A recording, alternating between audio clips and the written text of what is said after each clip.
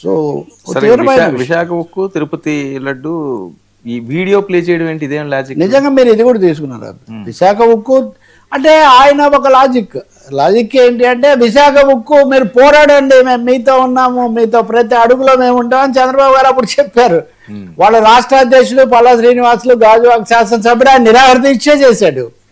మరి అప్పుడేమో నిరాహార దీక్ష చేసి మీతో నడుస్తాము, మీతో ఉంటామని చెప్పి, ఇప్పుడేమో ఏం తమాషాగా ఉందంటే, ఇది తమాషానా, రాజకీయ తమాషానా విశాఖ ఉక్కు మీద అని ఒక ప్రశ్న నిజంగా ఉత్పన్నం అవుతుంది. సరే జగన్ ఏం చేశారు, జగన్ హయాంలో ఇవన్నీ జరగలేదంటే మొదలయ్యాయి, అందులో సందేహం లేదు. కానీ జగన్ ఇక్కడ పోస్ట్ చేస్తుంది ఏంటంటే, వ్యూహాత్మకంగా మేము శాసనసభలో తీర్మానం చేశాము, విశాఖ ఉక్కును కాపాడాలి, అలాగే విశాఖ ఉక్కుకు క్యాప్టివ్ మైన్ సొంత గనులు కేటాయించాలి అని మేము తీర్మానం చేసి కేంద్ర ప్రభుత్వానికి పంపించాము. సరే ప్రధానమంత్రి వచ్చినప్పుడు కూడా సభలో అడిగారు కదా ఫార్మల్గా.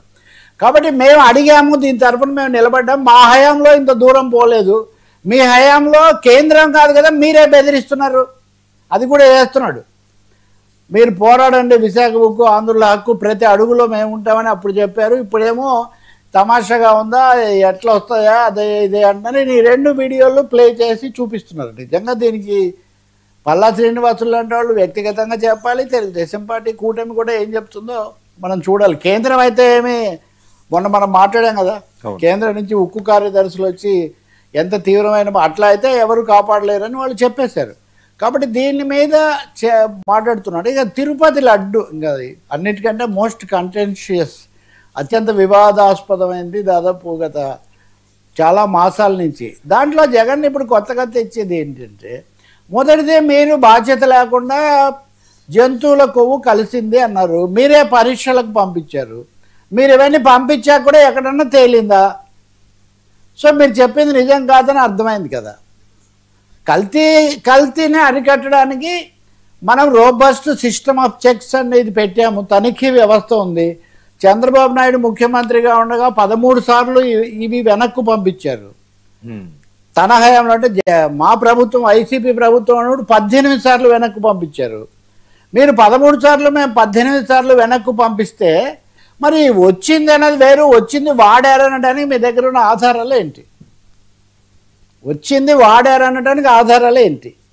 వాడలేదు అనడానికి ఆధారాలు ఉన్నాయి. ఎందుకు అంటే మీరు నియమించిన ఎగ్జిక్యూటివ్ ఆఫీసర్ జూన్ మధ్య చివరిలోనో ఎప్పుడో, అంటే ఆయన మేము పెట్టిన ఆయన కాదు కదా, మీరు పెట్టిన ఎగ్జిక్యూటివ్ ఆఫీసర్ ఇప్పుడు ఆయన లేరనుకోండి, శ్యామల్ రావు, ఆయన చెప్పిన ఆ వీడియో అది కూడా ప్లే చేస్తున్నారు. ఆయన ఏం చెప్పారు అంటే, ఒక ట్యాంక్ వచ్చింది ఇలా కల్తీ అనే సందేహంతో వాటిని మేము వెనక్కు పంపించాము అని చెప్తున్నారు.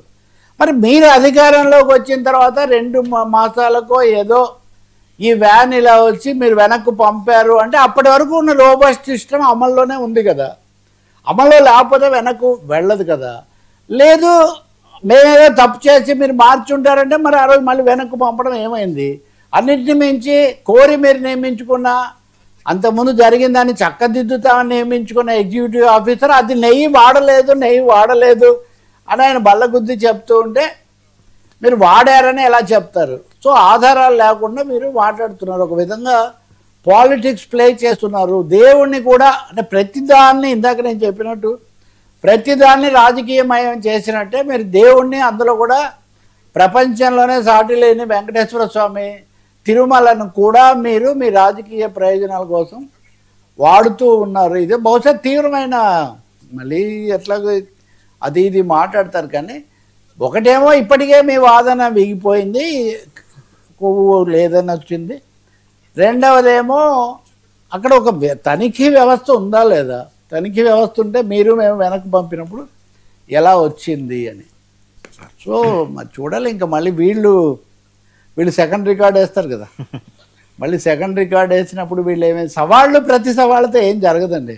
సంపూర్ణమైన న్యాయ విచారణ జరపడమే ఒకటే. ఈరోజు చంద్రబాబు నాయుడు మీరు పత్రికలు గమనిస్తే ఈవోలు ఏమాత్రం సరిగ్గా పనిచేయడం లేదు. కనకదుర్గ ఆలయం వరస్ట్, అంటే ఈ ఈవోల పనికి సంబంధించి భక్తుల సదుపాయాలు వీటి విషయంలో అక్కడ చాలా అధ్వానంగా ఉంది. దాదాపు అందరినీ మేము సమీక్ష చేసామని. ఇక్కడ ముఖ్యమైన ప్రశ్న ఏమొస్తుందంటే, అధికారంలోకి వచ్చిన తర్వాత 18 నెలలకు ఈవోలు బాగా చేయట్లేదు అని ముఖ్యమంత్రి గారు అంత పెద్ద స్టేట్మెంట్ ఇస్తే అది ఎవరికి వర్తిస్తుంది? గత ప్రభుత్వానికి వర్తిస్తుందా?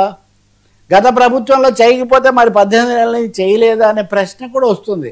కాబట్టి ఖచ్చితంగా ఐ థింక్ కూటమి ప్రభుత్వం కూడా ఈ విషయాల్లో కొంత స్పష్టత ఇవ్వాల్సిన అవసరం ఉంటుంది. అది ఏమీ జరగలేదు, అంతా వట్టిదే అనే జగన్ వాదన ఆయన కోర్టులో నిరూపించుకోవాలి తప్ప ఇంకోటి అవ్వదు. కానీ పరిస్థితులు అయితే బాగాలేవు, సమస్యలు తీవ్రమవుతున్నాయి, ఈ అసంతృప్తి పెరుగుతుంది. జైల్లో వేస్తారా, మీరే జైలుకు పోతారని వీళ్ళు అంటుంటారు. నేను వచ్చి మిమ్మల్ని ఆఖరికి మన రాజకీయాలని జైళ్ళ చుట్టూ అరెస్టుల చుట్టూ తిరుగుతున్న ఒక పరిస్థితి అయితే కనిపిస్తుంది.